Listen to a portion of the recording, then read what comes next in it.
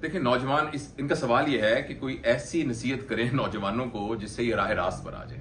मैं जाती तौर पर समझता हूं इस बात पर कि हमारी नौजवान नस्ल का राह रास्त पर ना आने का में उनका कोई कसूर नहीं। इसकी रिस्पॉन्सिबिलिटी मेरी नस्ल के ऊपर आती है। हमारे बच्चे वो नहीं करते जो हम करने को कहते हैं, हमारे बच्चे वो करते हैं जो हम करते हैं। हमने अपने घरों के अंदर वो तहजीबी माहौल रखा ही नहीं है जिसके अंदर राह रास्त पर रहना एक डिफॉल्ट फॉर्म हो, जिसमें राह रास्त पर रहना के बगैर कोई चारा ही ना हो। अच्छा, इंसान की फितरत ऐसी है कि इंसान के अंदर झूठ बोलने का कोई सेंटर अल्लाह ने बनाया ही नहीं है। अब ये न्यूरोलॉजी और जेनेटिक्स पढ़ाते भी हैं और प्रैक्टिस करते हैं। फवाद, हमारे आंखों का एक सेंटर और हमारा सेंटर है ऑप्टिक सेंटर, जिसके जरिए से ब्रेन का एक सेंटर है। अगर खुदा ना खास्ता किसी को चोट लगे और वो सेंटर खराब हो जाए तो आंखें बिल्कुल ठीक होंगी मगर आप देख नहीं सकेंगे। इस तरह सूंघने का है एक ऑल्फैक्टरी सेंटर है, बोलने के 2 सेंटर हैं, एक ब्रोकाज एक वेर्निकीज, 2 सेंटर हैं। हर चीज का एक एक सेंटर है। हमारे दिमाग में अल्लाह ने झूठ का कोई सेंटर नहीं बनाया हुआ। डाटा आता है कंप्यूटर की तरह, अंदर एक प्रोसेसर लगा हुआ है, उस प्रोसेसर के पास मेमोरी है और उसके पास इमेजिनेशन है। वो मेमोरी और इमेजिनेशन को मिक्स करता है और मिक्स करके उसकी आउटपुट दे देता है।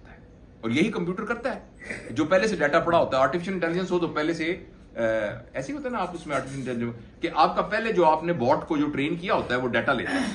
इंसान भी बिल्कुल ऐसा है। आप इंसान से पूछेंगे आपने क्या खाया था, तो उसके जवाब में उसकी मेमोरी जाएगी, वो कहेगा मैंने पराठा खाया था। लेकिन इन बच्चे के अंदर वालदैन और घर की तरबियत अपने रवैये की बुनियाद पर एक सेंटर डेवलप कर देती है जिसका नाम है झूठ का सेंटर। और वो तब डेवलप होता है, नंबर 1, अगर हम बच्चे पर 5 साल की उम्र से पहले बेजा सख्ती करें।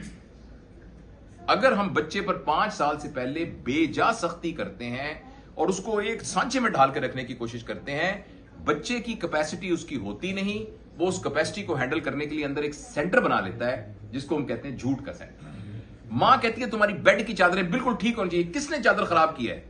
वो कहता है अल्लाह की कसम मैंने तो की नहीं। ये बहुत आसान है उसके लिए झूठ बोलना, इसलिए कि उसकी कैपेसिटी बेड की चादर को ठीक करने की नहीं। तो लिहाजा मैं इसकी बड़ी तफसील से बात हो सकती है, लेकिन अहम बात यह है हमारे वो नौजवान जो हमें लग रहा है कि वो बेरारा हो गए हैं, उनके जिम्मेदार हम सब हैं। इन नौजवानों को तकरीर करके, नसीहतें करके आप दोबारा सी रास्ते पे नहीं ला सकते। आप सिर्फ एक रास्ते से ला सकते हैं, वो ये है कि इनके साथ अपने रिलेशन को स्ट्रांग कीजिए। मैं आपकी बात क्यों मानूंगा अगर मेरा आपके साथ रिलेशन ठीक होगा?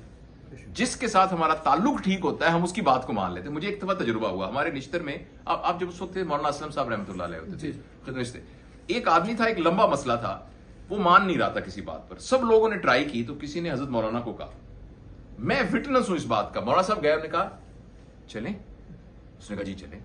उठ के चला गया। हम मिन्नतें कर रहे थे कोई इतने अरसे की, तो उन्होंने कुछ भी नहीं कहा। उन्होंने कहा चले? उन्होंने कहा चले। अच्छा, हमने कहा ये क्या बात हुई? कंटेंट भी चेंज नहीं हुए, कोई किसी किस्म का कॉन्टेक्स्ट भी चेंज नहीं हुआ। तो पता हमें ये समझ में आया कि बंदा उसकी बात मानता है जिसको मानता है। हम कहते हैं ना, father has to be respectable. वो है रिस्पेक्ट डैश एबल, वो इस काबिल है कि उसकी रिस्पेक्ट की जाए। तो हम जब हमारे बच्चे बेरारा होते हैं या हमें लगता है कि बिगड़े हुए होते हैं तो एक्सेप्शन हो सकती है। जनरली हम वालदैन उनके लिए रिस्पेक्टेबल नहीं होते, हमारी बात उनके लिए इस काबिल नहीं होती कि बात मानी जाए। तो हमें अपने ऊपर मेहनत करनी चाहिए, अपने रिलेशन को उनके साथ स्ट्रांग करना चाहिए और उनकी जो पर्सनैलिटी की वेरिएशन है उसको समझना चाहिए। आपका बच्चा आपकी डिटो कॉपी नहीं बन सकता, उस बच्चे की एक अपनी जिंदगी है, लिहाजा और इसलिए। और ये भी याद रखिए कि सिराते मुस्तकीम पुल सिरात नहीं है कि जिसमें आपने एक तार के ऊपर चलना है। सिराते मुस्तकीम एक रेंज है, यहां से लेकर यहां तक सिराते।